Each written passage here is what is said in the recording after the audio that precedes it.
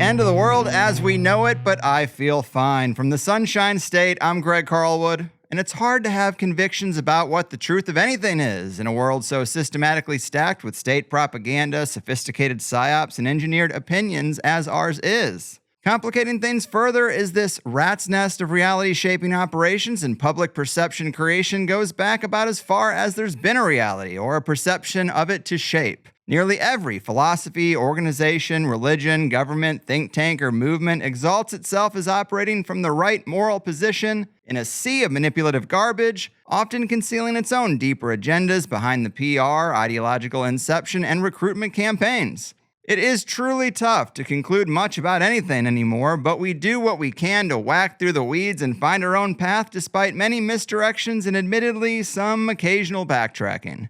Sadly, even many of the countercultures we might have found comfort in often end up having sketchy intelligence ties and unsavory funding that oftentimes leaves one wondering if we bought a lie sold to us as an alternative truth, which is the value I found in the dense and detailed work of today's guest, Matthew Ehret. Matthew is a journalist as well as director of the Rising Tide Foundation, founder of the Canadian Patriot Review, and senior fellow of American University in Moscow. He's super active with very detailed films like the in-progress 8-part series, The Hidden Hand Behind UFOs, impressive Substack articles, and many books, some co-authored with his wife Cynthia Chung, like a 3-volume series titled Revenge of the Mystery Cults, a 4-volume series titled Clash of Two Americas, Breaking Free of Anti-China Psyops, How the Cold War is Being Revived and What You Can Do About It, and Science Unshackled, Restoring Causality in a World of Chaos. The topics covered in Matt's work are vast, but what I consider a uniting theme at the core is that mainstream versus alternative is a dichotomy the elite use to ensnare us just the same as black versus white, left versus right, etc., etc. And we hear many assumed narratives across the conspiracy corpus that Matt suggests were engineered as a second net, aimed at counterculture capture. And that's something any truly open-minded free thinker should at least be able to consider. So let's get in the mood. The dialect deconstructor, sheep class critic, and light bearer in a dark labyrinth of lies. Matt, welcome to the higher side. Thank you for having me on, and thank you for that very generous introduction. I'm looking forward to this chat. I try, man. Wordy stuff. I don't make it easy on myself, but it is a pleasure. So much to talk about. Largely, I hoped we could squeeze in a lot of the threads in the conspiracy mythos that you pick apart because I find that to be the most unique aspect of your work. It's not that you're against conspiratorial thinking, but it seems like you might say that conspiracy-minded people aren't critical enough of the major alternative narratives within their own subculture, and we forget that a lot of thought goes into crafting false alternatives because they know not everyone's going to trust the mainstream. And that's pretty fair to say, right? Yeah, that's a very fair thing to say. And I think that you only become qualified to begin to start thinking about causality, our world, our future, what's shaping us, what will be the future. When you take the step out of this kind of hyper-reductionist, normalized materialism that presumes that intentions, ideas do not shape reality. And it's only when you put that in the garbage and you accept the fact, this discoverable fact that conspiracies shape everything and have always shaped everything pertaining to the human condition and will always do so for good or for bad. It's not like conspiracy, and that's part of the thing too. At that point, when you realize that conspiracies, intentions, ideas for what the future should be have been animating people who have had a common way of thinking and agreement about some future outcome, they work towards it, again, for good or for bad. But that doesn't mean just because you acknowledge that there are nefarious conspiracies that you all of a sudden have the master key to understand everything, right? Like you were saying. Yeah. What does that mean? We see people who believe in conspiracies who disagree with themselves all the time. It's everywhere. So who controls the narratives of one type, one flavor of conspiracy or another flavor in the buffet that we're being given that gives us a sense of, certainly it feels better. Like there's a sense of solace to know, okay, every group who chose to be in that part of the conspiracy buffet, whether it's the shape-shifting lizard people or the dimensional grays, or the Jew Khazar people who say no, it's all about the Jew Khazars, or there's so many different the Jesuit groups. It's all about the Jesuits. There's partially, I think, an attraction because to their particular variation, um, because it gives a sense of satisfaction knowing that there's a reason for things. Like the mind yearns for a reason like that. So we don't sit well in uncertainty forever. We need to hold on to, like, why did this happen? Why is there life? Why are bad things happening? Why are wars? Why are assassinations? So that's good, but you don't want to hold on so tight because, again, who's to say that that particular explanation that you've been given, although it's more truthful than the crappy ones of those many who have gone through our mainstream education system, who have been led to believe there is no such purpose to asking even why in anything, whether science or whether history. It's all about, there's pervasive belief in randomness shaping the outcome and the unfolding of events, even the events of nature devoid of the human touch. We're told, okay, we have to assume that there's random genetic mutations in biology if we want to get a job and be respected and be peer reviewed, and we have to abide by certain sort of modern godheads. Like we have to pay homage to Darwin specifically in his particular randomized model of genetic mutations that give rise to a rolling of the dice idea of mutations causing the weak of any given species to be destroyed as the strong of that species persevere. Or in physics, we're told we have to presume in the absolute fact of randomness, probability theory that presumes that there's just at the very subatomic part level, no causation, everything is random. An electron could be here or there, and maybe it is in both places, we're told, because string theory and these mathematical models that grew out of Niels Bohr's network of mathematicians have all told us that we have to presume that something is both a wave and a particle, whether it's matter or whether it's light. And it can be both here and there at the same time. And it can be in another universe because there's infinite universes and there's thus infinite things that have existed. And thus there's no point in causality to even go there. So that's just stuff in the mainstream. And we're told as well, like, just why do wars happen? Well, people just got sick of paying taxes to a foreign power, so they did a revolution, and Hitler got kicked out of art school, so he made a war, and Napoleon had a small penis, so he made a war. And it's like, that's the stuff that people actually make careers around in mainstream. So you get out of that and you're like, okay, no, there are Freemasonic agencies, there's secret societies, there's Rosicrucian undergrounds that seem to despise this human quality of problem solving, making creative discoveries into God's creation, applying those to making our lives better, to finding peace with our neighbors, even if they have a different language or a different religion. Our natural human tendency has been historically to find peace, to avoid divide to conquer strategies, to make life better for our kids. And the oligarchy seems to be something which is parasitically latched onto us, which despises that attribute and which works to bring out the worst in us in order to better control divided, dumbed down, underpopulated people. And that's part of the reality of what we're living in. So all that to say, I know I'm going on a long time here now too, but I'll throw it back at you in a second.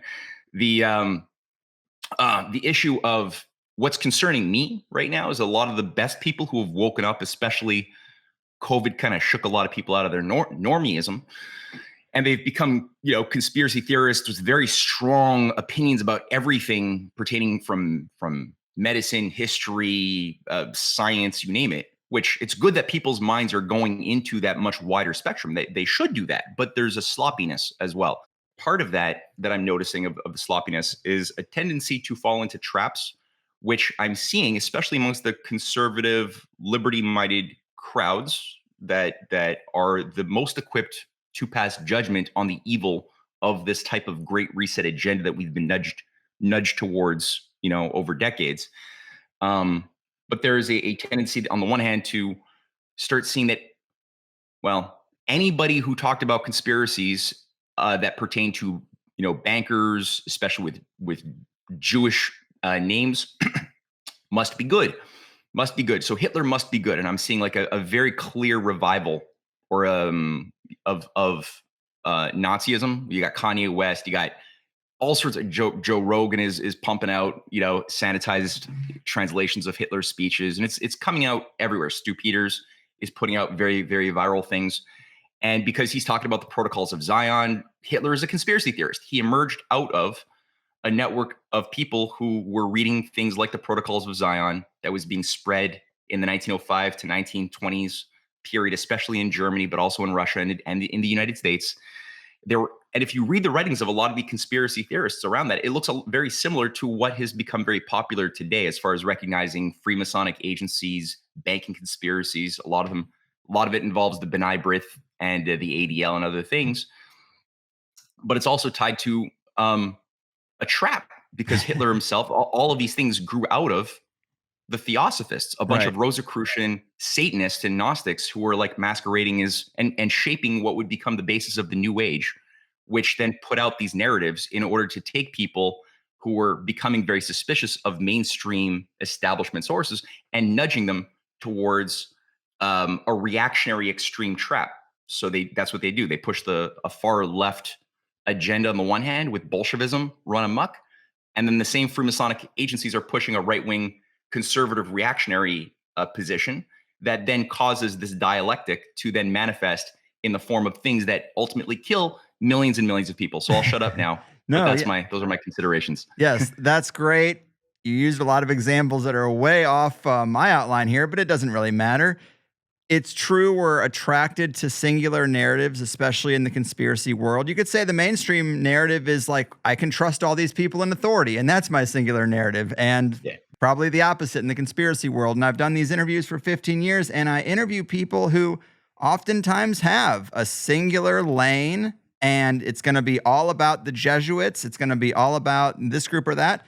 And I just hear them out, and then I say to the audience, look, maybe I'm too dumb to tell you what to think, but we hear every case, and whoever makes the best case kind of wins the argument. And I'm sure it's a little bit of truth in all these things, but like you say, problem, reaction, solution. They do things one way, and then they bring someone up who says, hey, look what they're doing over here. And then everyone's like, yeah, this guy's actually telling the truth. And then they give you a solution that it is another trap. I have no problem with people re-examining everything they've been told. A lot of your work is about these characters of history that have been crafted and deconstructing their actual biography and saying a lot of that's a lie.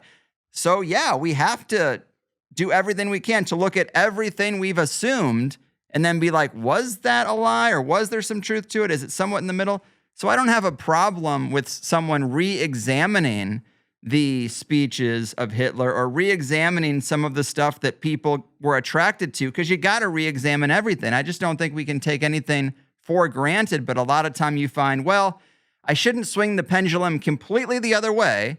The truth is probably somewhere in the middle, and you have to admit that they're seeding little truths to be extra manipulative to get people back into a different camp. So these are the murky waters we swim in, right? It's tough to see anything clearly. But before we get too deep into the unexpected topics, I wanted to start by giving you a bona fide attaboy for the piece you wrote on Christmas Eve last year, Elon Musk and Peter Thiel, two sides of one magic trick.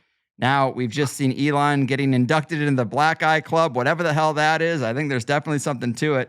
And leaving the administration and publicly feuding with Trump. And at the same time, all the headlines come out about Palantir getting the green light to build the big database on all Americans. And it just seems like one tech bro passing the football to another. And this post you wrote way back when really foreshadows what's playing out right now, wouldn't you say? Yeah, unfortunately, well, that was, and that post that I published was part of a book. It was a chapter of a book that I was working on that's now published and available called Rosicrucian Golem. It's Revenge of the Mystery Cults, Volume 2. You got a knack for titling things, I will say that. Thank you. There's actually, I got a copy of it here. If people want to, if they see it online, they want to pick up a copy. It's their Revenge of the Mystery Cults, Volume 2. It's got the Rosicrucian cross there, and you got Isaac Newton, a rotten apple, Nikola Tesla, Charles Darwin, and in shadow in the back there is Elon.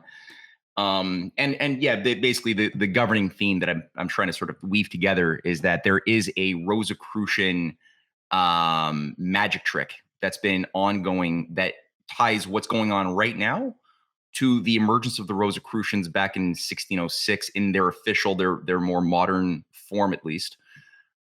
Which gave rise to a ritual mass murder of the world in the form of the 30 Years' War that killed off millions of people, which the Rosicrucians had organized, setting off religious wars that went on for generations in Europe. And how this thing that's tied to John Dee, Bacon, a whole network of people, Paracelsus, Robert Flood, transformed the England into an empire, seeded things like the Invisible College. That's how they organized themselves. They created certain synthetic frontmen or cardboard cutouts. As I go through one example of Isaac Newton, himself a self-professed Rosicrucian. The Babylonian witch, as you call him in your writings. Yeah, Babylonian witch. That was John Maynard Keynes, actually, himself. Oh, there you go. Part of this Rosicrucian operation in the Fabian Society, who bought up Isaac Newton's chest and said that Isaac Newton actually, when you look at his original works, and John Maynard Keynes was happy about this. He said he was actually not so much the first of the modern scientists, but the last of the Babylonian witches. That's John Maynard Keynes. And again, he was happy about that because he was like, that's his tradition. So that, because all of his original works were alchemy, were numerology, trying to calculate the end times, was Kabbalism. So all that to say, what I try to do in that book, again, I luckily had a lot of researchers that helped me, was map out where are the fallacies, where are the false narratives about what is science? Because there's a whole battle about how the science is the domain where the human mind comes into contact with the mind of God. Like, that's how I see science in the healthy sense. It's like we're looking for the laws of creation. And if we're creative and we have a heart and a mind attuned with passion and love of truth more than our own axioms, then we will be able to self-question and even eliminate by our own free will those false constructs that are withholding our ability to make that leap, that discovery, that eureka.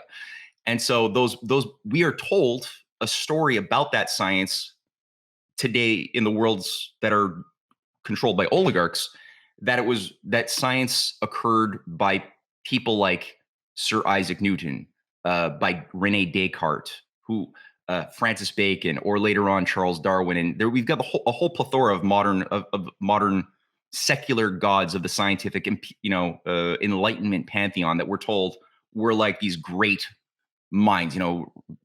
Richard Dawkins in a modern setting is another one, and all that to say. But then when you look at what that is, we're told, well, how did they make those discoveries? Well, the method that all of them promote, or that we're told to abide by, is a form of radical empiricism, a belief in sense certainty, and that the mind must simply use the five senses in a radical form to look for patterns and then extrapolate patterns into universal laws that they then label with symbols that can then be memorized, repeated, and applied, almost like in a monkey-like way by others. And those people can become convinced that they're doing science. Now, I could say, when I actually look at the works of people who made those discoveries, it wasn't Newton.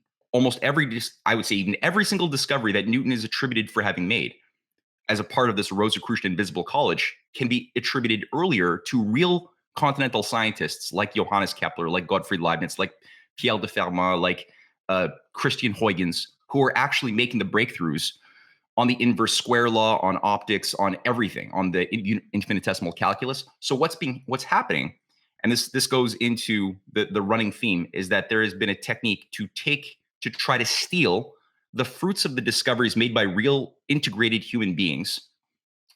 And if you can't destroy science, at least try to co-opt it and repurpose it for your own ends, says the empire, or says any imperialist. And what they've done is they've had a technique that's been sharpened of taking cardboard cutouts that they then will steal new technologies, new innovations, new techniques, new discoveries, big discoveries too, and then repackage them. They will eliminate the soul of the discovery, the method.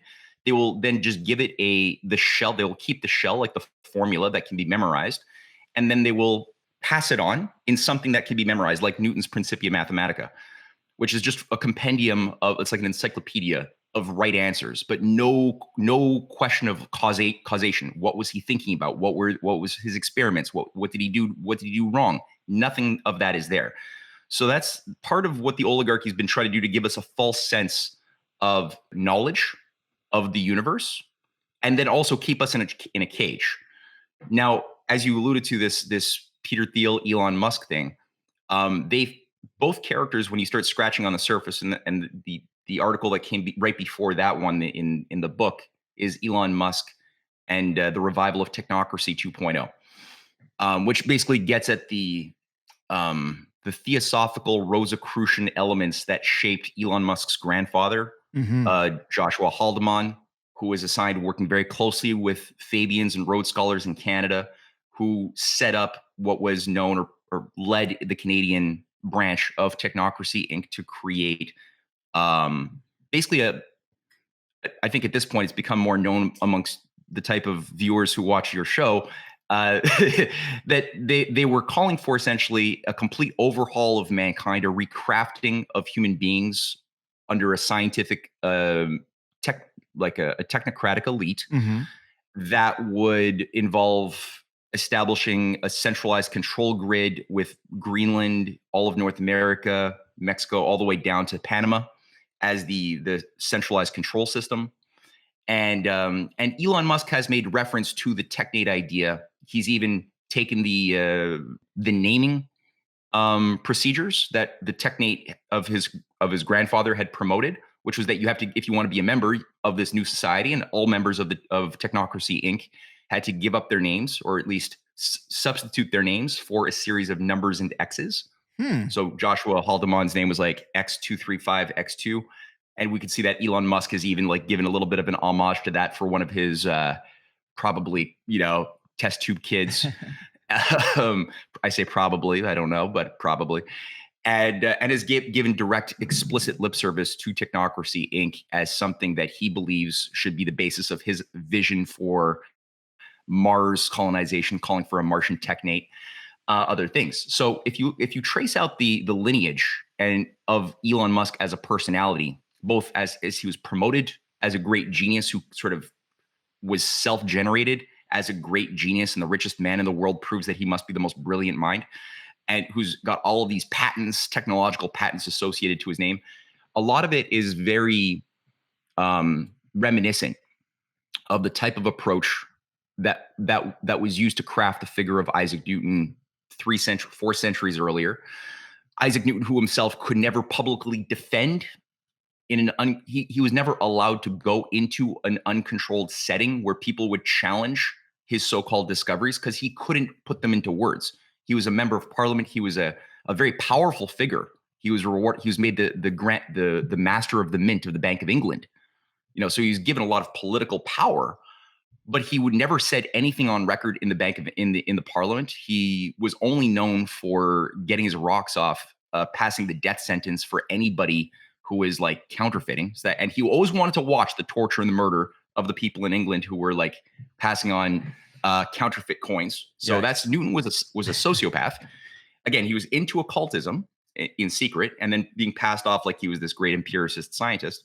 And I think Elon Musk, he's never allowed to be in an uncontrolled environment where people are authentically challenging him. He cannot and many expert software engineers who really know their stuff have listened to him try to describe the software that we're told he invented and the patents he owns, and he can't do it. Right. So he's clearly got handlers and is clearly mostly a branding projection. He falls apart just in a 2-hour podcast interview with someone who's kind of on his side. He just doesn't come off as all that intelligent. It is a facade. Like, I like the cardboard cutout analogy.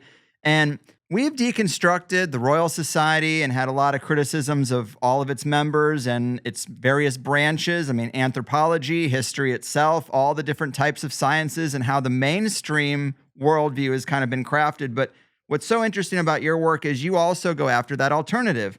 And you held up the book cover. Obviously, Tesla's on that book. It is interesting that Musk got this counterculture credibility by using the Tesla name when his car company first came out. People are like, oh, this guy, he gets it. He knows the alternative stuff.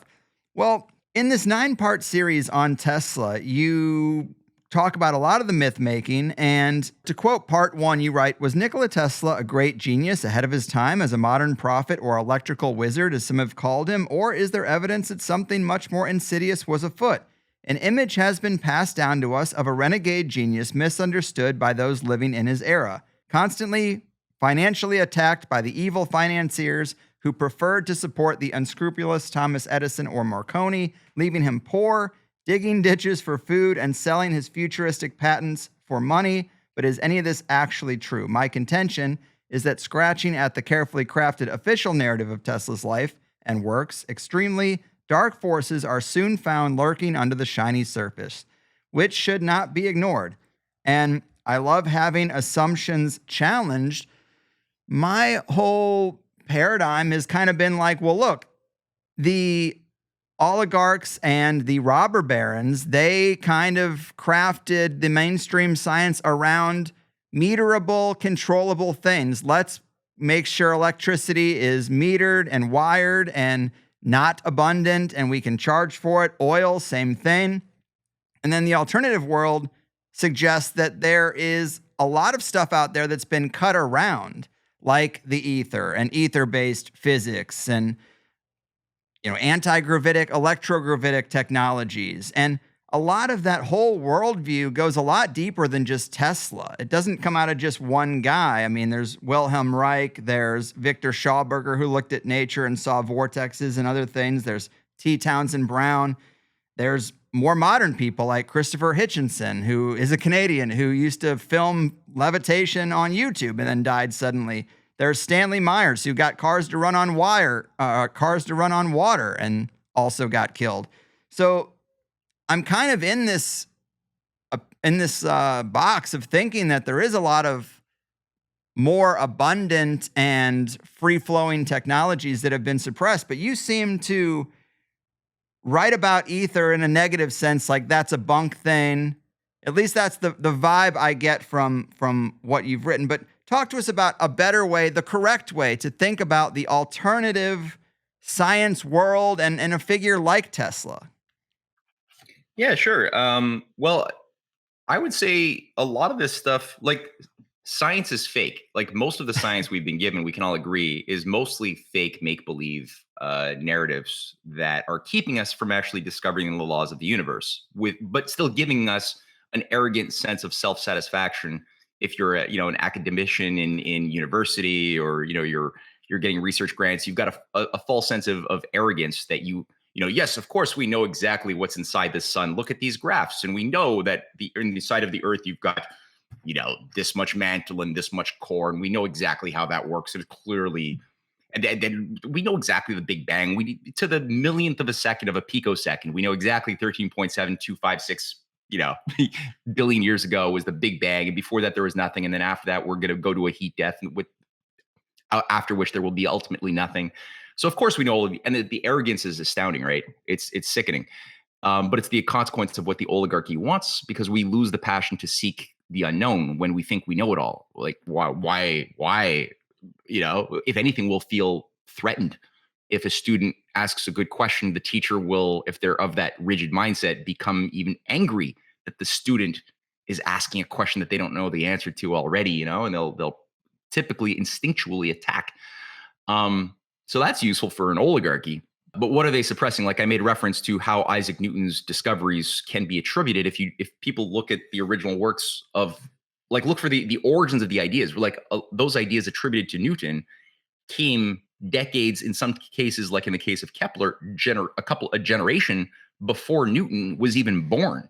Kepler was discovering gravity. How was he discovering gravity? He didn't like the inverse square laws there in Kepler's works published in 1619. He's discovering it by the harmonics. So he's looking at Pythagorean harmonics and doing it intelligibly. You could read all of Kepler's writings that have survived, like his Harmonies of the World, where his third planetary law of motion is expounded upon, where he discovers provably that the reason for the planetary orbits, because he's asking the question, why are the orbits that are knowable located in the positions that they're located in and not some other possible set of configurations? But we find them in these certain configurations. Why that and not some other? And his hypothesis he takes from Plato's Timaeus, which Plato's Timaeus first lays out this hypothesis from the Pythagoreans that there is a geometric harmonic beauty and a coherent ordering, right, of the planets that ties into the Platonic solids and the nesting of the 5 Platonic solids, the dodecahedron, icosahedron, octahedron, cube, and tetrahedron. So there's a lawful way of nesting them that gives you certain proportions. But the data empirically was not available in the time of Plato to actually pursue that to make a discovery fully. But the hypothesis was a potent one. St. Augustine even explores that in the last 3 chapters of his unabridged Confessions. And this is like a big idea. Da Vinci is even looking into the question of the dodecahedron and its relationship to nature, to life, to the cosmos. So Kepler actually proves it. He takes it, he's got enough data for the first time to actually take that hypothesis and then demonstrate that there is a musical, coherent ordering, and that tempers the behavior of all of the planets around the sun. And that has huge geopolitical implications, because that means if the universe is organized in a harmonious way by a composer creator, which is coherent to the mind of the mortals, and he's not part of a ruling family, he's not part of a noble Rosicrucian bloodline or something. He's just a human being from like a lowborn, but who is able to make this incredible discovery and then translate that into words that were intelligible. That means that the entire way that society has permitted itself to be organized has been completely wrong. And he's very coherent about that in his writings. Now, when you actually look at the breakthroughs made by the big breakthroughs made in science in all of the subsequent years coming after, and by the way, Kepler is citing Leonardo da Vinci's work on the golden section, Luca Pacioli's work on the golden section, which happened a generation earlier than Kepler. So there's a direct continuity of this unbroken continuity between the Pythagorean Platonic school that was also fighting to create a new type of society that would be premised around natural law and a true harmony founded upon the sacredness of individual liberty, at the same time as the individual is matured to realize that their freedoms are are tied directly into their duty. That's the conception of the philosopher king notion developed by Plato, and that was sort of carried forth. So Leibniz, who discovers the infinitesimal calculus, is not just doing mathematics. These are ideas that are ripped off and then we're told are tied to Isaac Newton. It's not true. He's looking at Kepler's works. He's looking at the nonlinear changes in physical space-time. They're looking at the integration of space, matter, and time already. All of these potent thinkers are doing that, and they think of space as a saturated thing. They're all battling the empty space idea of Euclid, of Newton, who presumed that there's such a thing as empty space with self-existent matter just floating around, pushing and pulling on itself through mysterious forces in absolute time. So all of these figures like Leibniz, like Kepler, like the Bernoulli brothers, who are making great discoveries on nonlinear physical space-time, later on Gauss, later on Riemann, they later on, which is cited by Einstein as the foundation for this idea of a Riemannian physical space-time that has curvature, that has saturation. Max Planck's work on the quantum is directly tied into this. Max Planck is studying Kepler and setting Kepler, stating to these new generation of physicists that if you want to understand science, you have to read Kepler, and nobody's listening to him. They call him the crazy old man who doesn't believe in the new discoveries of randomness, as if that's a new discovery. But the people who are making the discoveries that form the foundation of the best breakthroughs, including the work in they recognize that there is some form of an ether, that there's a shape to space, and that includes Einstein. As I get it in chapter 6 of this book, Einstein actually was defending, he had an idea of an ether, but it wasn't the type of idea of the ether that was promoted then by the networks of the occultists and Rosicrucians, then circling around the figure of Thomas Huxley, who was the grandfather of Aldous and Julian, and the handler of Charles Darwin at the Invisible College in England at that time.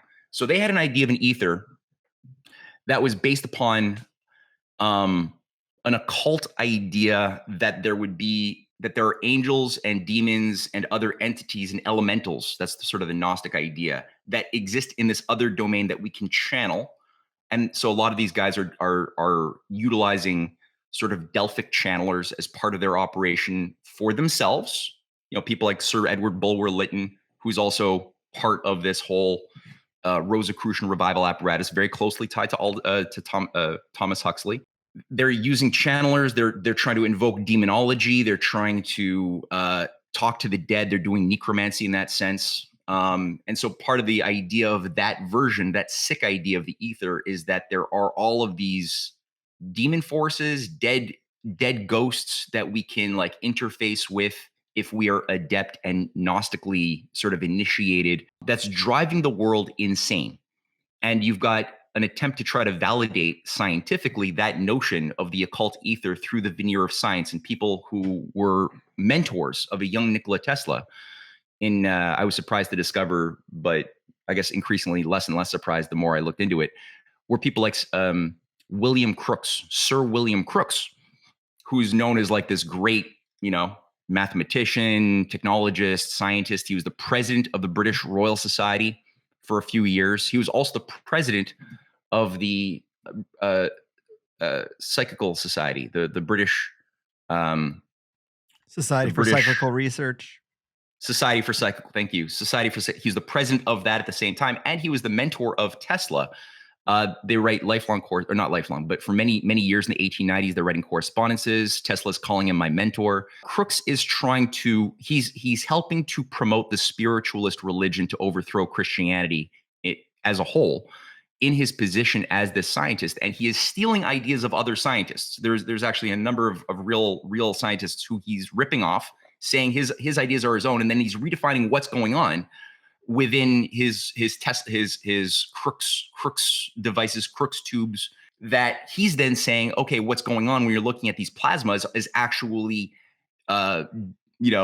ghostly forces tied to our dead loved ones and relatives. And he's helping to create fraudulent mediums and supporting these fraudulent mediums who are discovered to be fraudulent.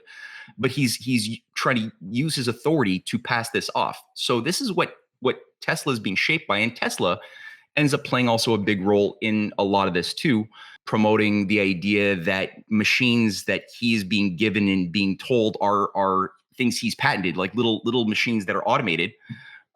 His teleautomaton is a big one. He's circulating it across the United States in the 1890s, acting like it's a self-thinking machine that's solving problems that he's asking his audience.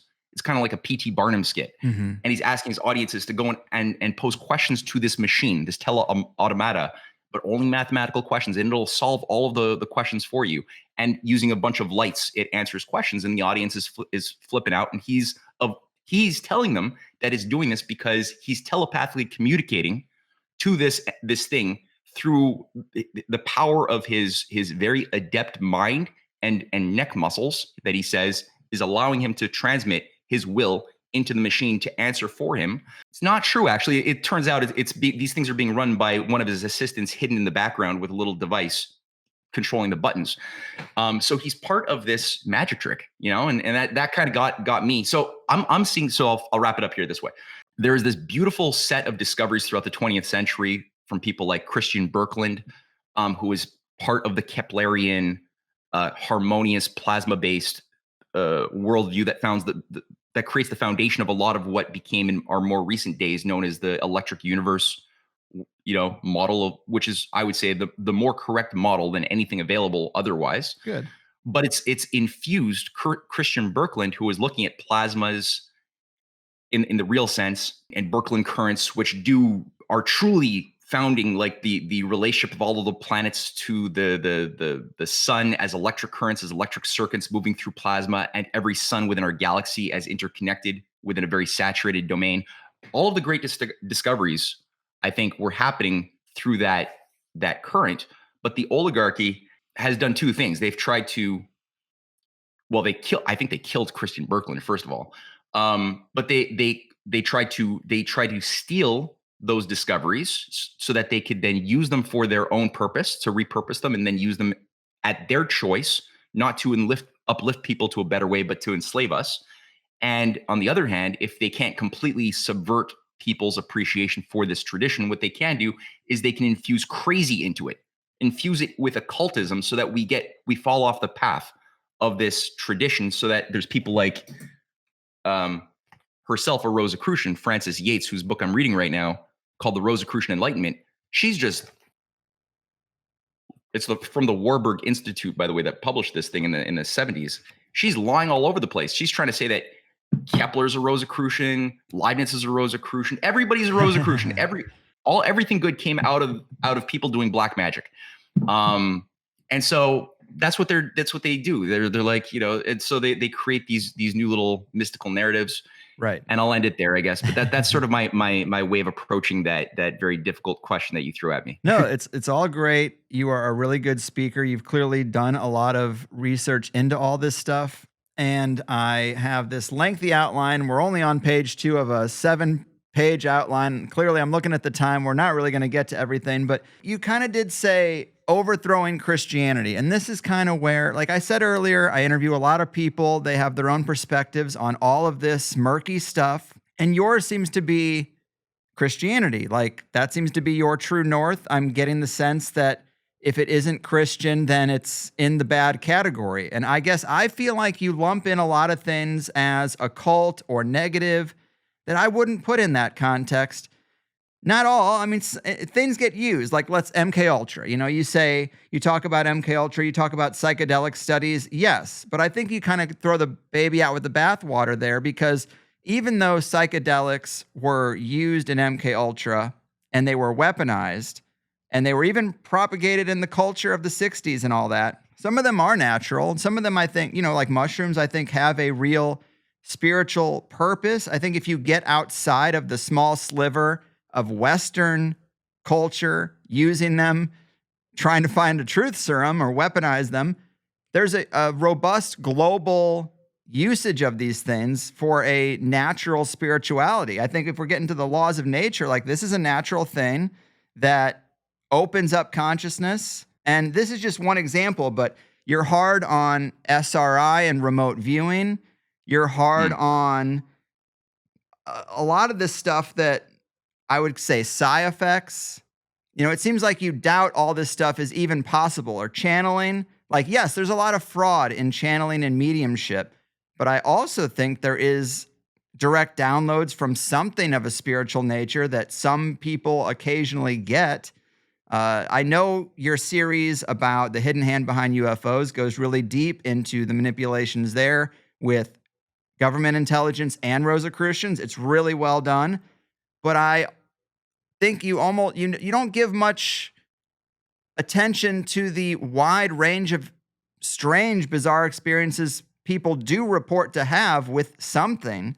From your Christian perspective, is that demons? Is it all fabricated? Like that's kind of where I have a hard time really grappling with the wider worldview of how much credibility you give to some of these other things. The Sibyls, another example. You refer to the Sibyls as women who were raped by the priesthood and filled up with drugs and then thrown in a cave to babble. And it seems like you don't put any credibility in the actual prophecies of the Sibyls. That's okay. I could see a adjacent thing to MK Ultra, abusing kids to get them in exotic states of consciousness to try to extract some kind of information from the wider reality. Like there's a parallel between the way you describe the Sibyls with the language I just used and what MK Ultra was doing to kids. So I'm trying to, stumble through a summary of what I expected to get through over the course of 2 hours, because I just want to get the overview that you think all these alternative things, you kind of just seem to think they're all bullshit. Well, I don't know if, here, there's a lot of elements that you raised there. I know, I had to, sorry. No, but I do it too, right? Like I throw so much at you as well. So it's that, yeah. So what I would say for the first up, my position, metaphysical position, personally speaking, if you were to ask me, like, what do I categorize myself most as? I'd primarily say probably a Platonist. That's probably what I would do. I'm very sympathetic to Ben Franklin. Like I've read a lot of Ben Franklin's works. Oh no, Hellfire Club. Yeah. No, I studied the all of Ben bodies under Franklin's his work. house. Nah, they made that up. They made that up. See? Yeah, See? that's what they do. Well, you even think the Nag Hammadi texts were a forgery, which, No, I don't think it's a forgery. I think it's a coming out party. I think that those texts weren't discovered in 1946. I think that they were already known, but after World War II, as a new onslaught to prepare for a new great reset, was like a new reset of all of the human condition was being put into motion, and all of the Nazis were being sort of given new assignments to run NATO and the global secret army apparatus and stuff. If people don't know about that, I'm sorry for you people who've not looked into that. But at the same time as that whole new plan was being brought online, I think that the decision was made at that moment to release them to the public as a bit of a coming out party, with a bit of a story around a Muhammad Ali murderer on the run from the law who found himself in a cave and discovered all of these texts that then were very quickly translated under um, the management of Carl Jung and the Carl Jung Institute. And you put Carl which, Jung in the category of like part oh of yeah, the milieu of the bad oh guys. yeah, oh yeah, See, that yeah, I think yeah, that's yeah. what's so surprising to people. You put Tesla, Rudolf Steiner, and Carl Jung in this group as Rosicrucians that are manipulating the alternative. You even go so far at one point to draw some connections between Tesla and Crowley. We've covered Crowley Yeah. as a British spy before, but not to this degree, where you suggest that Tesla's Wardenclyffe Tower, funded by JP Morgan, of course, a red flag, might have been a way that Crowley reported back. And you say there's a report from U.S. Office of Navy Intelligence dated July 10th, 1917, that zeroed in on Theodore Rouse, Crowley's fellow leader in the Rosicrucian OTO. I don't ever hear the OTO described as Rosicrucian, but they stated that Crowley maintained some mysterious means of communication with their chief in Berlin, Rudolf Steiner. So I don't ever hear these threads connected. And that's what makes me think, like, am I talking to someone who comes from this Christian perspective that says Gnosticism bad, Rosicrucianism bad? I mean, I don't know. I don't necessarily have a dog in the fight, but I just never hear these things tied in together. And it seems like that's kind of Yeah. unique to you. Thanks, I guess. Yeah, I mean, sure. Okay. I look for unique perspectives. That's why you're here. Yeah, But I try. So okay, look. So yeah, getting back to the thing. So my position being somebody who abides by, and I was mentioning Ben Franklin. So when Ben Franklin was asked like, what's your position? What's your religion? What's your philosophy? He's like, I follow Confucius, Socrates, and Jesus. Right. So the point being is I'm looking at the life. He's looking at the life of how they self-organized their minds and their messaging to make the world a better place and to understand creation. And Socrates, Confucius, and Jesus, I think, are pretty solid people. I'm very sympathetic to that way of thinking. So I'm always looking for, like, my core elements to my faith is that there is a creator that created the universe with reason and is not a dead creator that just made rules that must be followed, but is a present living creator that's present at all times, at all places, creating, and that we are thus co-creating, potentially, if we choose to, with that creator, if we're developing our minds and our aesthetical sensibilities according to in some way which is in conformity with the laws, natural law, so-called, the way it's developed by St. Augustine, for example, or Confucius within his Analects, or Mencius within his golden his doctrine of the mean, for example. So I do have a sort of, I'm looking for the universal attributes, the simple attributes that different cultures have tapped into at different times, that allows us to discover God's creation and change our behavior through our own desires and our own will in emulation with those discovered hidden laws. let me just jump in to say, broadly speaking, that's my worldview too. I agree with that. I just think when we get into the little nuances, the details, you put things in kind of a nefarious category that I don't think are necessarily nefarious. I mean, God made the Amanita muscaria mushroom. I guess I just wonder what you think about. I would think you're gonna try to tell me that all psychedelic mushrooms are made by the CIA or something, because they made LSD. No. My position on that, on the question of psychedelics, is simply that everything has to be done with. You don't want to skip steps in developing your methods and your research and anything. Like you're not going to get a kid who's in grade 3 to go and just immediately do work that is expected of somebody in grade 10.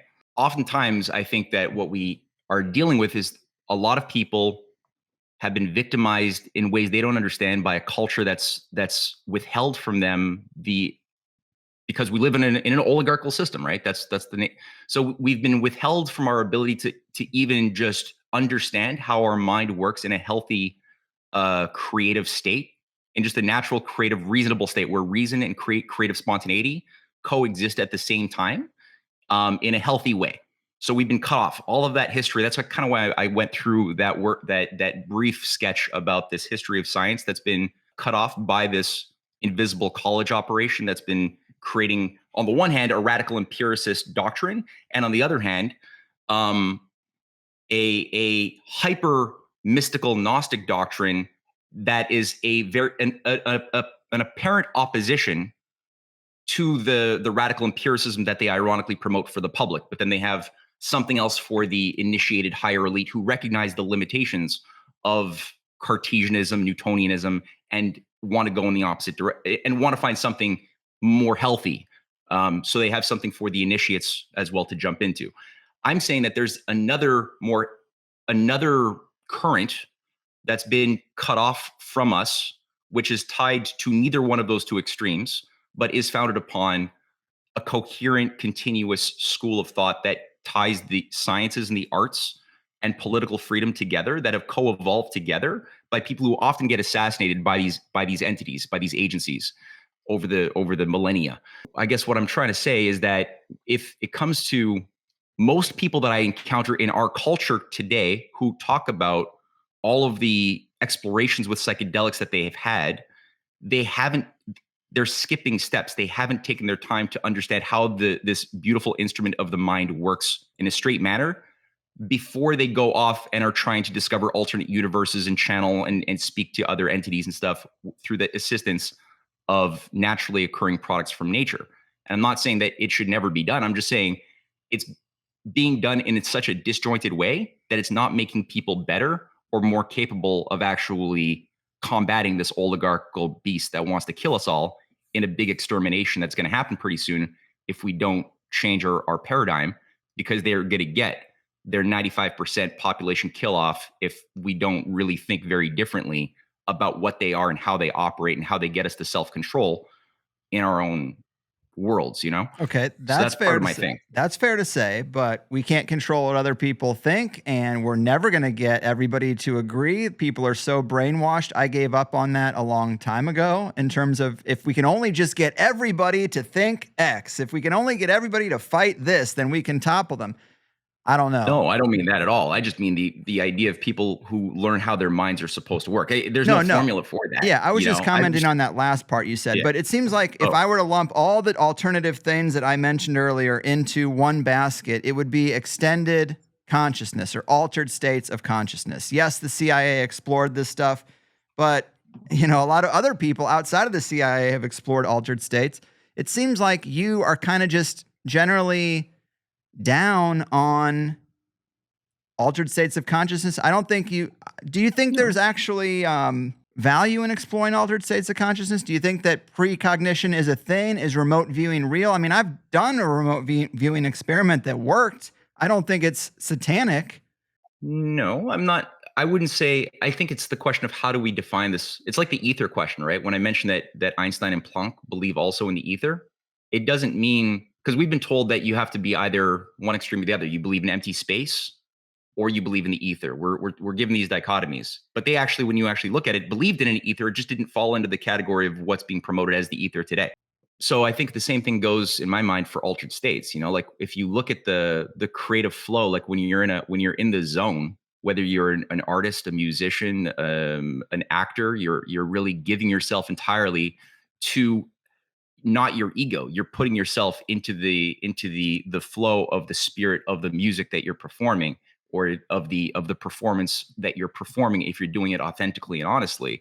And space and time change. You even see it in sports. People talk about being in the zone, and physical space time is just, or space time in general, is just totally condensed when you're in that creative flow state. So in that sense, like, yeah, I'm totally a big fan of that type of category of altered states. They usually call it the flow state. Like that's one That's aspect of one it. example. The Yeah. zone is another example. There's numbers of many words that have been given to that state over the over the millennia. But again, the question is, in my mind, is it based upon the abandonment of our reason? Do we completely lose ourselves entirely? Is there nothing of us and the I left in the flow state? Is it totally other, or is there some harmonious balance that can exist of the two, where you're both the other and the self at the same time, and also reasonable as well as creative at the same time, like using reason, but that's not rigid logic, but a more healthy creative reason at the same time, as you're not abandoning the use of that quality. And I've noticed that a lot of the discussion of altered states that come out of the Esalen Institute that are being advanced in our current culture are based upon the abandonment of the use of reason and the abandonment completely, or the attempt to abandon the use of, or the access to ego, or the I, whatever you want to call it. And that is, I think, an error. I don't think that that's the healthiest approach to the altered state experience that we have available to us. So I don't want to run out of time without talking about two things, and I think we're going to, but UFOs and China. You have such unique takes on China that I have to fit it in, but just to use UFOs as an example of this larger thing we're trying to talk about. Your series is great. You break down all the military intelligence people that are involved in crafting the stories and crafting, Roswell and the aviary and all these people, Hal Puthoff and Jacques Vallée, and you say this is the new invisible college. These people are trying to seed a mythos that gets us into this techno-psychedelic, Gnostic, one world government. Okay. I think the nuance there for me is I acknowledge almost everything you say in that series as true and as manipulation, but they're not making it up out of whole cloth. They're manipulating an actual reality of people having experiences with something non-human, and then they're twisting it to say, well, these are aliens from another planet, and, Darwinist evolution is going to take us there, and this is a good thing, and we should all want to go that direction. Like, that's the H.G. Wells stuff that you fold in, the Mars stuff you fold in. Yeah, I can acknowledge that. But are you of the position that what we call ufology is just nothing, that hundreds of thousands of people don't have visitations in their room from something very strange that takes them out of body to another reality, gives them some weird download? Are you of the opinion that all of that is made up? There's a hold on, I'm just trying to get the name of the book here because that I have in the other room. All I want to say is just because I think that there's a spiritual nature of something that has always existed with us, and they're twisting that to make it ufology. Okay. So here's my considerations on that question and that very important topic. I'm assuming you don't have a hard stop after 2 hours, do you? Or is it a hard stop? No, we can go a little longer if we need to. Okay. All right. I'll still try to keep it short. But so David McGowan, excellent contemporary researcher. So he wrote a book called Programmed to Kill, and it's a fantastic book. His more famous book is Strange Things at Laurel Canyon. Right. But the Programmed to Kill book that he wrote before that examines all of the cases of known serial killers over the past, I think he takes about a century of a data set. And he just goes through each case study to try to see, kind of like what I did with the Jack the Ripper murder, are these naturally occurring as we've been told? Cases like the Zodiac killer and others, or is there evidence of occult ritual operations within and around those murders? And he finds that in every single case, there was occult and intelligence operations tied to each one of those cases of seemingly, we're told, discontinuous, discrete cases of serial killers. I think of which Michael Aquino played a role in the Zodiac killer one too, with the Process Church of Final Judgment, which is also a Scientology outgrowth of 62, and that's tied to Charles Manson. Now, the thing about this stuff is that Charles Manson thing comes up quite a bit. There was, I've noticed in my research, a practice amongst many of these various cults of the 60s and 70s that really grew out in the 70s, like they really blossomed big time. There was, as Charles Manson called it, the practice, it was a ritual of creepy crawly, and people could Google creepy crawly Charles Manson family. And this is something that was done to thousands of households where the family was told to go in and look for houses in suburb neighborhoods and other places that have unlocked doors or windows and creep and crawl into the house and move things around. And, that was one thing that was, there's one aspect of it which has been documented, which involves, how this was done to both just put in a little bit of a scare into the population, but nothing really harmful. But within my line of research, it wouldn't be, because the case of mass, like personal abductions, and especially the sexual molestation and the violence committed to a lot of the people who go through alien abduction cases and tell their story about it. There is a strange amount of anal rape, which is something that tends to occur, or anal examination with a probing. That is a thing. It's a weird thing that Sure. aliens coming from another I think that galaxy was would be so a obsessed with I think that was something that. the media made in the 80s and 90s. They hyped it up to They make hyped, it but it look was silly. there. It was It's a there. disproportionately It's large there. amount It's of people, the people I and know who have had these people who get experiences pregnant. don't have that. But yeah, I mean, Oh sure, yeah, it's in people the get pregnant. mix. Oh, you got the happy ones too. But in that time, it was in the 60s and 70s, especially in the 70s, when it really blossomed as far as the cases. Because before 62, you didn't really have any cases of that sort of disturbing form. There was like the case of the Venusian space brothers that came and brought George Adamski into their ship. Mm-hmm. There were the more like beautiful Aryan kind of people. But then you had the more warped versions, the more scary versions that started coming out of the 60s slowly. But then in the 70s, they blossomed. So my mind would want, I don't know how investigatable this is, but that it wouldn't be hard for me to imagine how the creepy crawly type of practice could involve taking people in their sleep, giving them a bit of chlorophyll or something else to put them in even deeper of a sleep, maybe with some masks, maybe coordinated those masks, and then remove them to do things to those people in the 70s, at which they're left either in the forest or brought back into their bedroom. I don't know. And then that creates, in a dazed, drugged out state, people who might be told how to interpret what they just experienced by information channels that are open to them, letting them know that it was actually aliens that did that to you, that brought the light into your room and other things, that caused your ass to hurt or whatever else.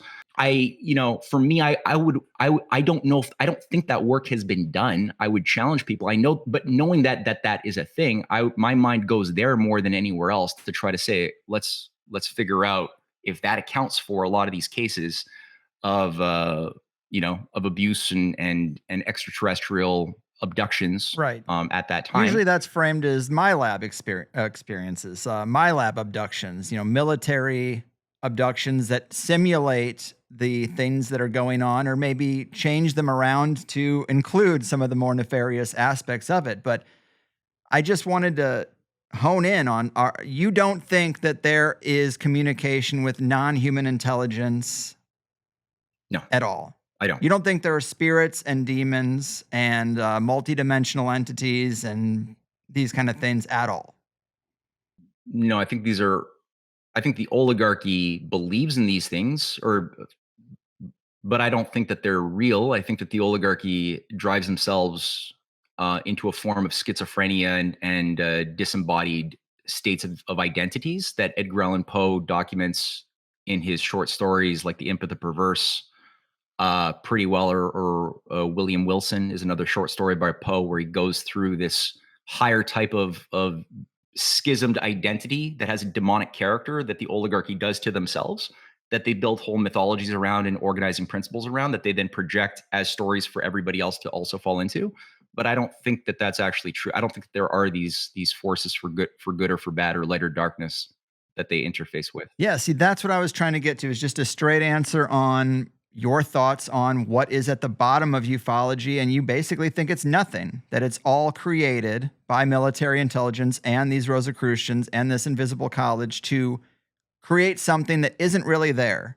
Whereas my distinction is that I think they are taking a reality that's always existed with humanity, a larger than material world, a larger hierarchy of conscious intelligences, and then trying to change the wrapper on that from a spiritual dichotomy to a more sci-fi reality. So that's the distinction that we have on that specific issue. But regardless, I do love having ideas challenged. I mean, you go on these. Well, I would say, look, Jacques Vallée did write some good books. His books are pretty useful, even though I think he is probably himself a Satanist. See, I think that's but interesting. but his books are so useful, and he's the first to really document the occult sort of overlap with a lot of the cases of aliens and the interdimensional idea that he introduces with his Passenger to Magonia. And he does map out the different folklores of imps and child abductions from different villages in Sweden and Ireland, going back to the Middle Ages, and how different names were given to these entities, these elves and gnomes and Right. different things, fairies, that he says is what these more primitive peoples would have given as the name for the aliens that they were seeing, but they didn't know what to call them, or the demons, which might be the same thing because they're leaping from another dimension, Right. which maybe was where they exist and into ours, and they abduct kids. I would say what my mind finds more, I was going to say attractive, repulsive, but yet still what I'm attracted to as a hypothesis. We know of all of these witch covens and Marina Abramovich's networks. She's not solo. She didn't come out of a vacuum. She's overseeing like the child safety. She's the child safety ambassador for Ukraine, which has the biggest like child abduction racket in the world. But that again has been an unbroken continuity of witch covens that go back, overseen by warlocks and other things that have a weird sacred fetish about killing children. They seem to really want that. The human sacrifice in general is part of their ritual. Yeah, I mean, I don't deny that. I just think that's the dark application of a magical reality. It doesn't have to be dark. Just like, regular murder. Yeah, maybe not. But I'm saying what does seem to be present and pervasive throughout this whole thing is that there has been a lot of cases, whether it's the warnings of the Grimm brothers for Hansel and Gretel or the warning of the Pied Piper taking the kids away, is that there has been an ongoing plague of secret cults that have been murdering people in secret, passing themselves off under the guise of mystery that you can't understand, that have been there in an unbroken manner. And it take that, whatever that mystery is, as a wall that's going to prevent your reason from understanding what they're doing. It takes on different forms at different ages, but the effect is always the same. And so I just see the UFO story as the most recent iteration of that exact same technique of creating a wall that reason cannot trespass beyond, that would otherwise help us understand the nature of this very sick, parasitical thing that the oligarchy is and does as part of their ritual, like their own religion, governing and fucking up society. Yeah, it's really interesting just to hear you talk, because it really is like I have to go sentence by sentence and be like, oh, I really agree with that sentence. Oh, that's where I differ. It's just really interesting because that's not a dichotomy I'm used to with a lot of people. And so we have to talk about China a little bit. Let's bring it back to the modern day before we run out of time. So you're a senior fellow at the American University in Moscow. Your wife and you work on a lot of books together. She's Chinese. Together you wrote a 2-volume set titled Breaking Free of Anti-China Psyops. You seem to be in favor of the New Belt and Road Initiative. I've heard you talk about it a little bit. I understand that the Western globalists are constantly saying Russia and China are bad, but I don't know that there is a good guy here. China and Russia don't really seem to be the beacons of freedom that you write about them as. You say the Uyghur genocide thing is propaganda, the organ harvesting is propaganda. It seems like you say the human rights abuses aren't real. And this is why you have a lot of critics online. There's always critics. I have critics too, but there's a lot of critics that think that you're funded by China and Russia. And I don't ever think we need to go that far. Like, why can't we just kind of say that just because someone has criticisms of the way we look at other nations doesn't mean they're on the payroll? But I guess it's like, yes, I acknowledge there's some adversarial propaganda coming from the West. No doubt. You'd be dumb not to think that. But I don't know if that covers the full spread of everything. I mean, don't you think China has its own human rights abuses? Is there no Uyghur genocide or surveillance state social crediting system to keep critics in line? Is this all Western fabrication? We should almost have a whole show I know, on this. I'm sorry, but because these are not little I know. questions. Ed. Do you want to do a whole show on this at some point? I mean, we could sit down and actually go through it case by case. Well, I have to read that 2-volume book, and then I would say yes, but try to set the stage for us. Okay.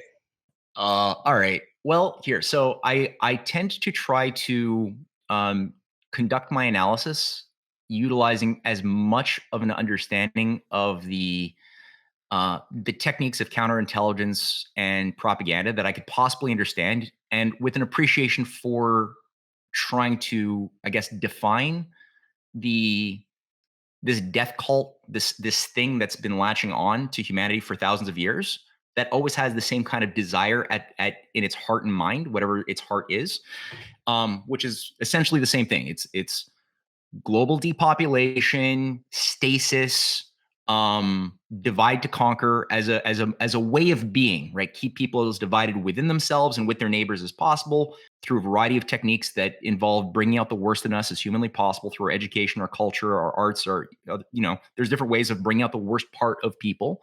We've got a better and a worse part. They're good at the science of making us bad, or making us worse than we could be. And so I try to map that out as best as I can. And with this sense that there has been this positive thing that gave rise to the American Revolution, that gave rise to all of these amazing blasts of freedom and progress against the will of the oligarchy that have been really good, really great for humanity and really inspiring. So I try to do that in my mind as I'm carrying out my analysis of current events. The thing with a lot of the narratives that I scratch upon, looking at different reasons for us to think about China or Russia in a certain way, or Iran and the Muslim world in a certain way, usually fall apart when I do my analysis. And I noticed that you mentioned, I'm the senior fellow of the American University in Moscow, not paid, no money coming in from Russia or nothing like that. My wife has a Chinese last name. Her mom was born in Hong Kong. Moved here when she was a young girl. My wife has been born Canadian, doesn't speak Chinese, doesn't get paid from China. So we don't that's not, I know a lot of people have come out and I've encountered these types of statements, which is why I'm saying it right now. Because people say, oh, your wife has a Chinese last name. She's a Chinese agent. You've worked with the American University in Moscow. You're a Russian agent. I've gotten these things. So I'm saying it that way. So I look for the origins of narratives. Where are they coming from? And what evidence do I actually find that's available to my reason, my inquiring reason, to see if those narratives are true or false. So when it comes to those ones that you just mentioned, and again, my Breaking Free of Anti-China PSYOPs, Volume 1 and Volume 2, go through a lot more detail than I'm going to do right now. I'm also making some videos going through this to try to add some multimedia dimension, and people can try to validate or disprove the claims that I'm making in the context of these arguments, which I can't do justice to in this quick thing. But I would say for the Uyghur genocide claims, no, there's no. So the thing about China and the Muslims in Xinjiang is that China shares a 75-kilometer border with Afghanistan, and the reason why there was the problem of Islamic terrorism, what has everything to do with the fact that back especially in the 70s, Zbigniew Brzezinski and Henry Kissinger, but especially Zbigniew, had a program called Operation Cyclone that had a great idea to start promoting, putting I think they put $500 million of U.S. taxpayer money, also conduited through the Saudis and at the time Pakistani intelligence, to creating these radicalizing madrasas, especially in Afghanistan, that would try to bring about the worst possible, most violent reactionary interpretation of Islam that would teach young men how to interpret the messages within their Quran, that would then tend to, through the Wahhabist and Salafist doctrination, produce people who would be much more inclined to blow themselves up and become essentially, though they didn't even know it most of the time, proxies for the USA in a war against Russia that would draw in Russia to weaken the Soviet Union. So that was the origins of what became modern Al-Qaeda. Now, that didn't stop when the Soviet Union collapsed. They continued doing that. They continued funding that. And people looking at, the real story behind 9/11 or what was behind, ISIS today, whether in Syria or Libya or Iraq or Africa, you'll find MI6 and the CIA all over the place. So the Chinese had a problem where they shared this border with an area that went radicalized, that involved also CIA annexes in Xinjiang that were set up in the late 70s, throughout the 80s, into the 90s, that were running there, overseeing the incubation of radicalizing young men in mosques that would, again, receive their money from the Saudis at that time, in the 90s, 80s, 90s, and that would then send them via support with Turkey, which is part of the Muslim Brotherhood, to go and fight proxy wars in Syria and Libya, where they cut their teeth as head choppers. By the year 2005-06, the terrorism started coming into China, and they had about 180 different cases of terrorist activity, small and big, in Xinjiang, but it was spreading around. It was really spreading quite a bit. China didn't cause that problem, but they had to then deal with, what do you do with the consequences of a bunch of indoctrinated young Muslim men who are declaring war because they want to create, East Turkestan, which is the entire province of Xinjiang, they call Turkestan, which is also what a lot of National Endowment for Democracy, aka CIA, think tanks also call that area of China. In a lot of the think tanks that are in Washington or in Australia, and they call that area of China East Turkestan. They don't believe it should be part of China, that it should be carved out. And it's a balkanization doctrine. The same thing is that you see with a lot of these think tanks that look at the Russian map, and they have, you can Google it online, there's 14 different sub-federations that they want to create little micro ethno states out of, under the control of the IMF and the World Bank. So that's part of the technique. Now, China had to deal with that problem. Part of what they did is they didn't bomb any other countries the way we did when we had a Muslim problem, like a Muslim terrorist problem. They had to do it without bombing anybody, which they did through an economic development strategy. So if you look at Xinjiang and the Xinjiang genocide, or the Muslim genocide problem that we've all been told, we who actually are part of countries that did kill millions of Muslims and are still doing it, but we've been told to be all bleeding heart and sympathetic to apparently these abused Muslims all of a sudden we should care about in China, who went from having a life expectancy of 39 years of age in 1975 to 76 years of age today. The population itself has more than tripled. In that same period of time, they have had although the Chinese, through the Club of Rome and Henry Kissinger in 79-80, did impose a one-child policy on themselves. Through the Club of Rome, when they brought in the Club of Rome, which is, again, a David Rockefeller operation that brought in these computer models to justify depopulation, that was one of the conditions upon which they would be granted the right to have access to factories that Kissinger then oversaw. So they did that to themselves, but they never applied it to the Muslims. They never applied it to their ethnic minority groups. They never applied it to the Tibetans. So they only applied it to the Han Chinese, which they then finally ended in 2015 when they realized how much self-mutilation they conducted on themselves. So there's no more one China policy. However, they didn't do it to the Muslims. The Muslims as well, there's 26,000 mosques today in Xinjiang, which per capita is more than any other non-Muslim country in the world, more than the United States as far as people per capita having access to mosques. It's more than the USA. It's more than any country in Europe, even though Europe is being flooded by George Soros's operations to get a bunch of Muslims whose countries we bombed. We bombed to the Stone Age, who can't live there anymore, who were then being sent in and being deployed to create havoc in North America and in Europe. But despite that, the per capita access to mosques is of the highest outside of any non-Arab or any Arab country, Muslim country. The quality of life and job opportunities. So a lot of these so-called concentration camps, when you actually, Brian Berletic actually is a former US soldier who now lives in Thailand and has a great channel called New Atlas. And his analysis of both the Ukraine front as well as the Uyghur genocide claims is impeccable. Okay. He's the most rigorous guy I know. Brian Berletic, New Atlas, YouTube. He's good. Just type in China Uyghur. You'll find hundreds of videos. He's the most rigorous guy I found, who's debunked the idea that there are these concentration camps. The information that they're using is based upon selective data from satellites that ignore shit tons of data that would disprove the claims that they want as an outcome. You have trade schools and you have new industrial corridors, tons of jobs being built. Like I said, in Xinjiang, entrepreneurialism is increasing massively, and they're not losing their culture.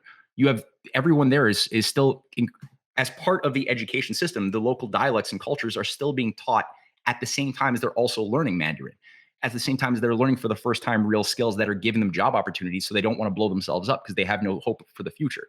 So that's something that's going on, which is pissing off a lot of the CIA front groups around the National Endowment for Democracy, of which I list many of them in my special report, that are also tied to British intelligence and Australia. Mm-hmm. On the organ harvesting thing, that's a whole thing that's going to require we go into Falun Gong, which is... Yeah, and I actually was going to bring on Falun Gong. You say they're the next thing you're going to cover in your UFO series, so maybe I should just wait till that is out. But yeah, Falun Gong, I only hear about them in the context of this being the group that is having their organs harvested. You call them an Asian UFO cult, so I assume you don't like them all that much. But... I know this is a lot to unpack, but I appreciate you at least unpacking the Uyghur thing. That is a framing that I've never heard. It does make logical sense when I'm following what the globalists tend to do. So yeah, they are responding to a problem that was created by the globalists and the meddlers. That's a story as old as time. So many things seem to be that. but it's framed as just a racist, oppressive, we just don't like these people, so they're now in concentration camps. And it seems to be like a lot of things, the story needs to be started earlier to see how that problem arose and who actually started the problem, rather than crying wolf and being like, hey, look at this. As you say, it's very hypocritical given all the things our country does. But man, really interesting. I still have so many questions, even about Tesla. We went so far off the map from even. Oh, yeah, that was the whole point. Hey, we were going to talk about Tesla. It's all good. We didn't It's really all do good. that. Your work is so dense and deep, and I've spent all week trying to package it up into somehow getting a lot of things into a 2-hour conversation. And, well, people will judge how we did.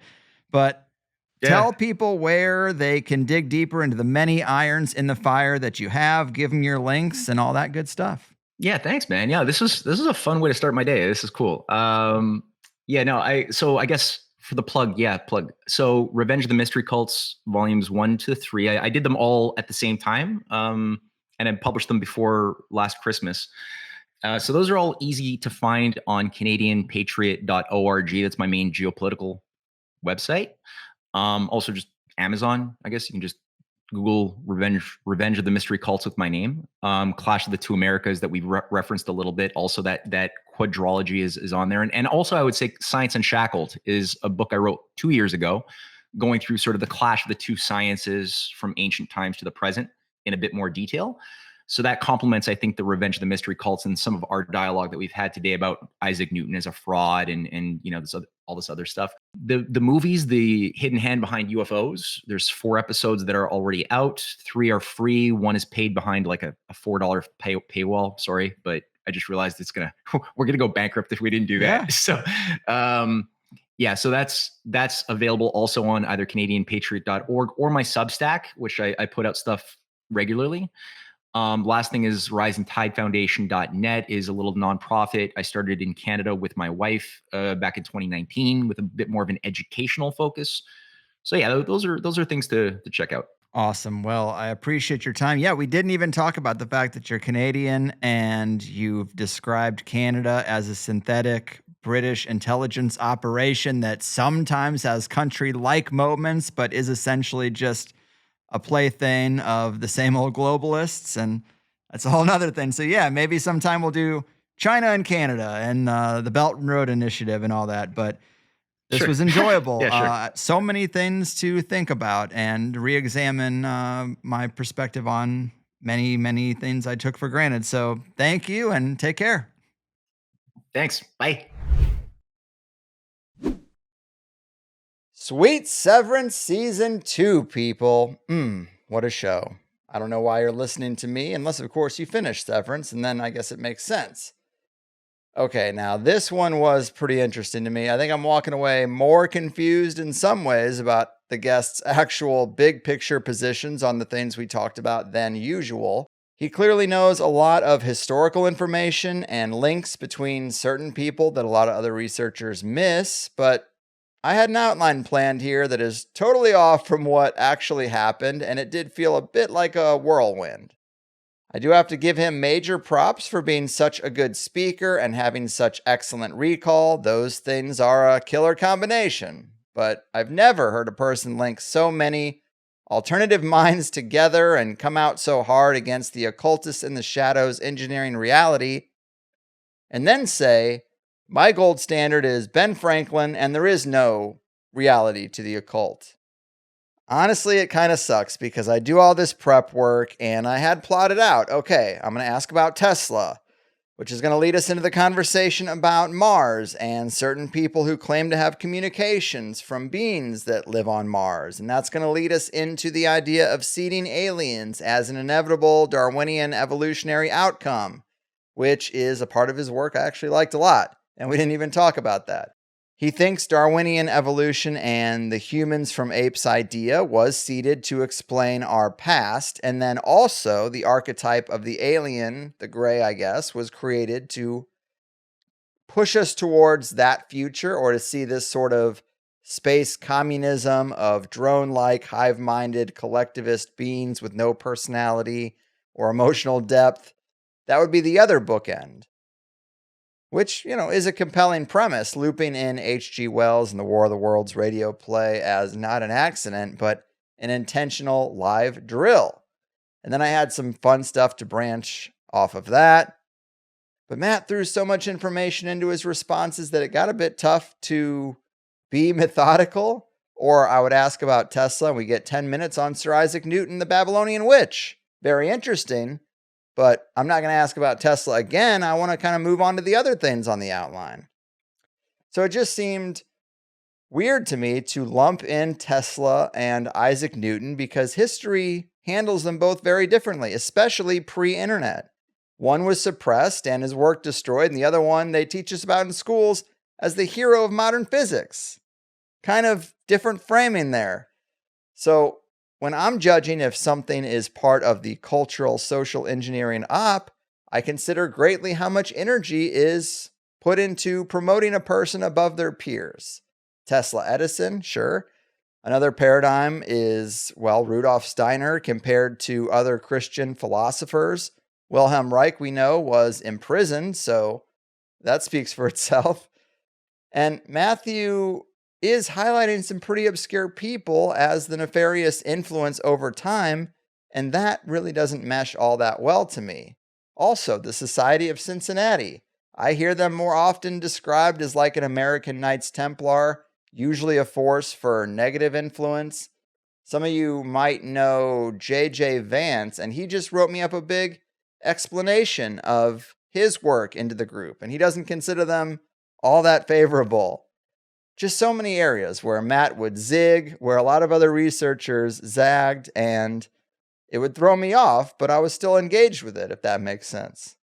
Another mistake I made was assuming he was Christian, but I went through hours of his work and he never really claimed any metaphysical or spiritual ground, and I just want to know because I want to understand the logic of where a person is coming from, because when a person says something like, Tesla might have built Wardenclyffe Tower so Crowley could speak to his handler Rudolf Steiner without detection, and then he has this attitude of anything alternative science, psychedelic, mental phenomenon, or occult adjacent is all negative and subversive, well, those people tend to be Christian or Christian adjacent. If this, then that, right? It's like a flowchart thing. And I don't even blame them. I just want to know where a person is and all the pieces of their logic tree. And it was kind of hard to get that out of Matthew. Maybe he sensed a disagreement and didn't want to make it about all that. I could understand that attitude. I have it myself sometimes.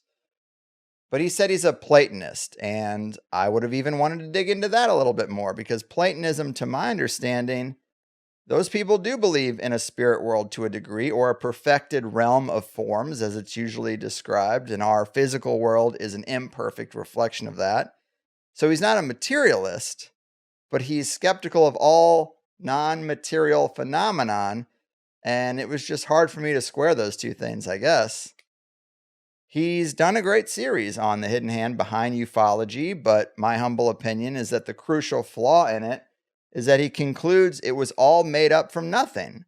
And I would conclude that the dynamics of a complex, almost eternal relationship with non-human intelligence interacting with us was co-opted and managed to fit within the tight little box of beings from some other planet.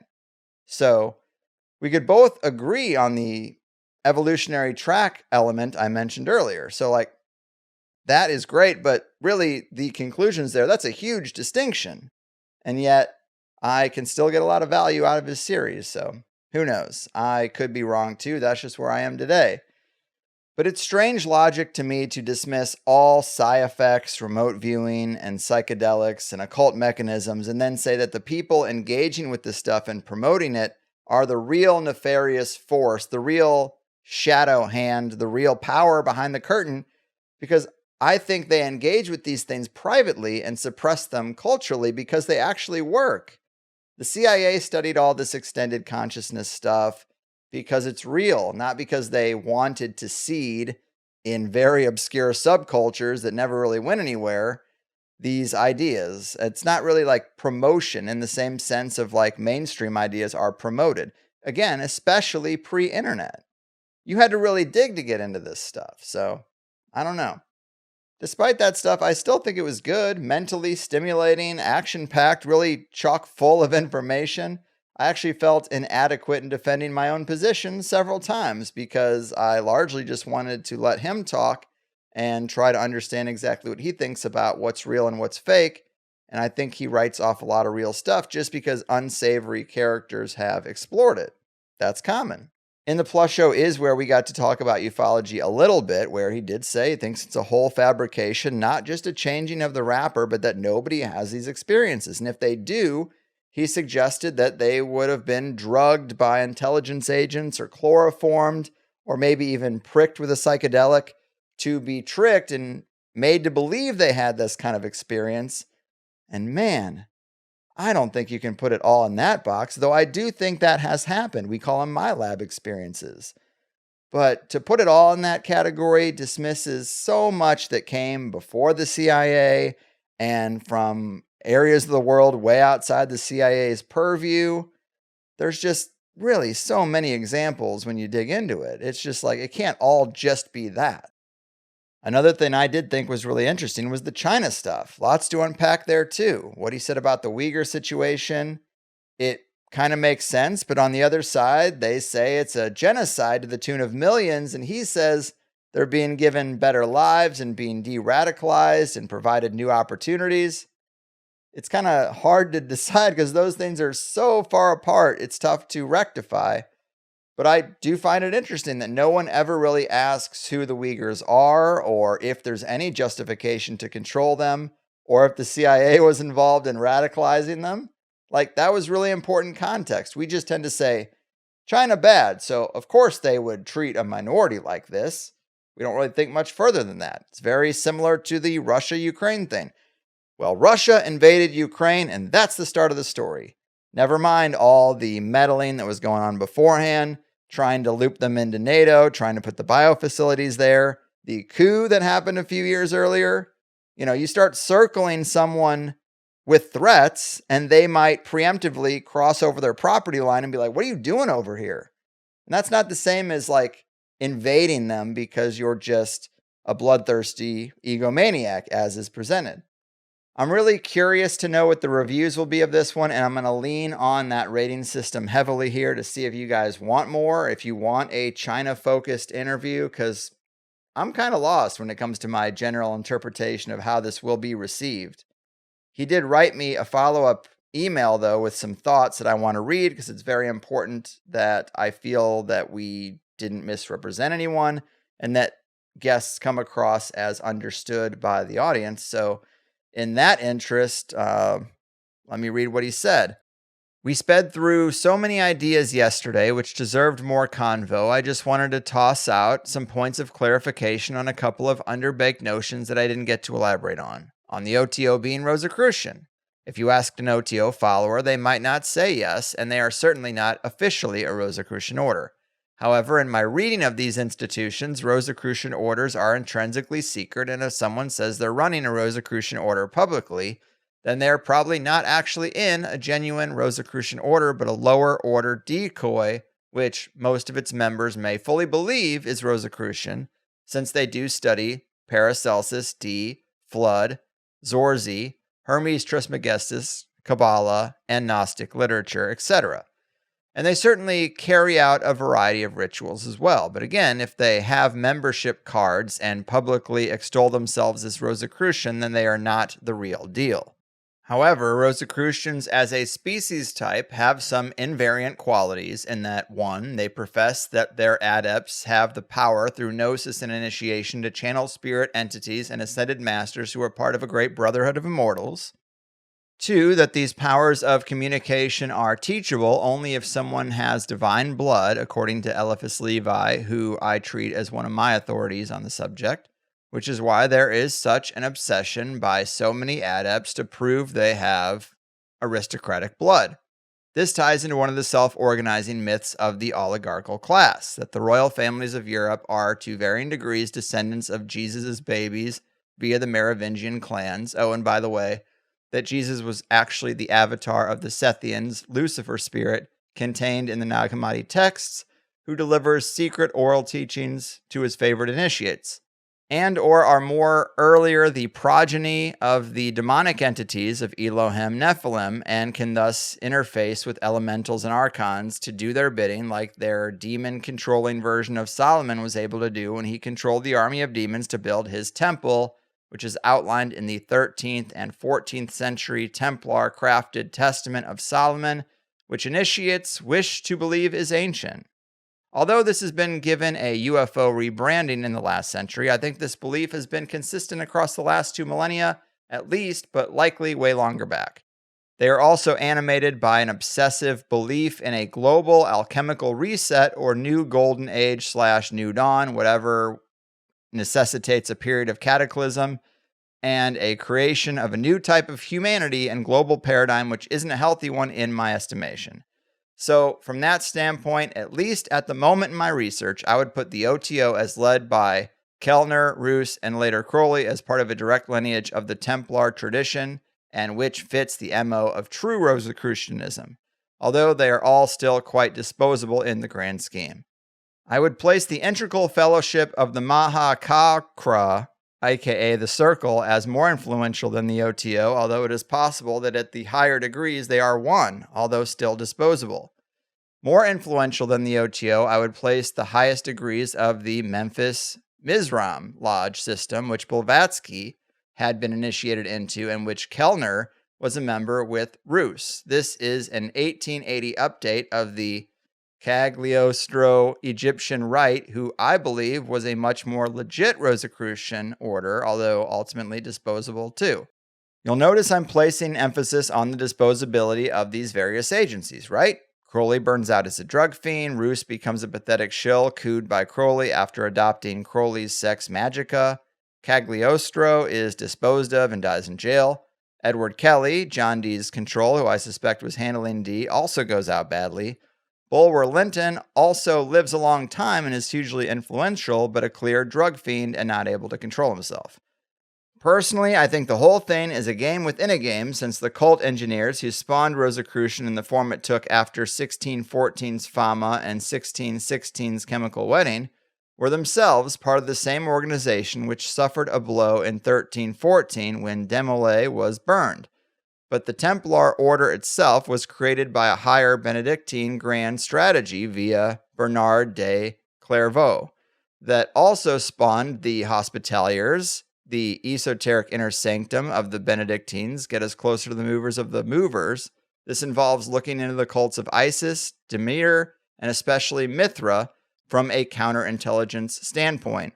A lot of this is in Volume 1 of my Revenge of the Mystery Cults, Mystery, Babylon, and the New Age. Lastly, just to make this point clear as possible, despite the narratives of Dame Frances Yates and so many others that the Rosicrucians spawned the Renaissance and modern science via their Invisible College Royal Society, I deny it. The evidence points to the opposite. They are responsible for infiltrating and subverting both the Renaissance and science with the help of their co-created Jesuit mirror image. Grail Knight Jedi vs. Evil Sith shit. Joseph Campbell and Young were all over this. So then I said to him, I know it was a whirlwind. I had a handful of things I really wanted to hit because I figured that's where the audience would most be interested, but time management got away from us. I do a wrap-up after each episode. I'll be sure to pass this along to the listeners. If I'm kicking myself for leaving something out, it would be that because I get the impression you don't subscribe to spirits, manifestation, occult techniques actually working the way they're advertised, do you think these people just have been in a cult of ideas that don't really have any basis in reality? I'm not a practicing occultist, of course, but it seems like these are very effective people. Would they really adopt superstitious beliefs that don't deliver some results? Isn't the depth of knowledge in the occult and the consciousness/reality relationship partly responsible for their effectiveness and success and power over time? I'm just curious what you might say, however brief. I didn't want him to spend a whole lot of time on this, but he came back and said, for the moment, what I can say is that I have seen no evidence of supernatural engagement that was not tainted by magician's trickery. The art of making the true appear false and the inverse occurred in both physical and metaphysical domains simultaneously, with the metaphysical, i.e. the domain of epistemological warfare, having been treated more responsibly by Plato in the course of his dialogues in The Art of Sophistry. Harry Houdini, Friedrich Schiller, and Poe's work on exposing this trickery on both meta and physical levels is also highly relevant. A lot of this was contained in my volume 3, Revenge of the Mystery Cults, and my wife's work on Friedrich Schiller's 1798 Ghost Seer is extremely valuable too. I'll put the links in the show notes. Also, my 2023 book, Science Unshackled, Restoring Causality in a World of Chaos, gets at all this from another angle. It also deals with your questions of theosophical irrationalist reading of sacred geometry versus actual divine geometry, which is actually all geometry properly understood as derived from Pythagorean spheres. Whew, man. So again, it's like I have to go line by line and be like, oh, I agree with that. Or I don't really get what you're saying there. Like, it's like a real whipsaw of ideas to me. So those are at least some leads for people who want to get to know Matt's work better. Anyway, in higher side news, we are in the new 2-tiered reality of THC Plus and THC Plus TV. That is about the biggest thing I have going on. Just trying to manage a more complex system, but so far, so good. Obviously, this Plus show was super packed, and that is where we disagreed a bit more. Obviously, as you go on, that naturally is going to happen. He said he had a lot of psychedelic mushroom experience, and that's another thing I would have liked to have heard more about. But I always have the clock in mind, 2 hours is 2 hours. Either way, I appreciate his time and coming on so well prepared and presenting himself so well. As we do, we got to dust off the last episode and see what the rating was, and this would be John Perkins, the economic hitman himself. I loved it. I thought our rapport was really good, and he came off pretty likable, and of course that should be expected with his background, kind of professional likability and persuasiveness. And it seems like the people liked it too. Had I recorded it yesterday, this show would have been a perfect 5 stars, but right now it's a 4.9. Who cares? That is crazy. Very rare to have a show rated so high, universally loved. And that's great because he did come in pretty soft on USAID and a few other things. But again, we don't need people to check every box on some ideological checklist. And clearly a lot of listeners still liked it, even with those caveats. All right, and then next on the docket, as always, is a look at the meetup calendar, which I got right here. Next on the list is July 5th, the Roswell, New Mexico meetup during the UFO Fest at the Blackcock Brewery. July 16th, Ontario Ranch, California at the Brewhaven location there. And then July 16th, NOLO in New Haven, Connecticut. And then they're getting together on July 20th at the Crooked Q in Colorado Springs, Colorado, where I was born. And July 21st, Galbraith's Ale House, Eden Terrace, Auckland, New Zealand. That one keeps coming around again. Awesome stuff, though. I'm glad people are getting together. HigherSideMeetups.com to make events and find details about the ones I just read out, and you can meet new like-minded locals. Thanks for listening. Thanks to Matt for spending the time with me. I will catch you on the next one. I've done my part. Your move, Tesla archetype engineers, alternative culture creators, and UFO psyop seeders. Your fucking move. Is it accidental how things end up? Or is life ritually planned right from